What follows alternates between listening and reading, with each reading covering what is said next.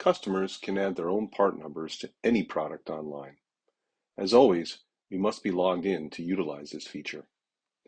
Next, let's pull up a product on the website and take a look at the many ways it can be identified. Catalog number, as shown here, is also known as a manufacturer's number. Viking electric part number is our Eclipse number, or also sometimes known as a PID, product identification. The last section, called Your Part Numbers, is where a customer has the option to enter their own unique part number. To do that, all you need to do is click the Add Edit link here, and you'll see another window open up where you can type in the unique part number you'd like to use for this product. Type it in, click Add, and you're all set.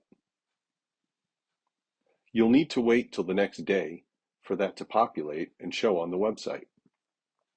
But after that, you'll be able to search for this product using your unique product identifier.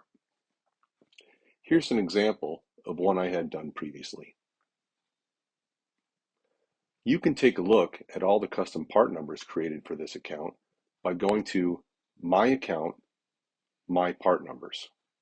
Here, we can see all the products that have been assigned a unique customer part number. We can also remove or edit these products simply by clicking these buttons. You can also use the search box to find specific products.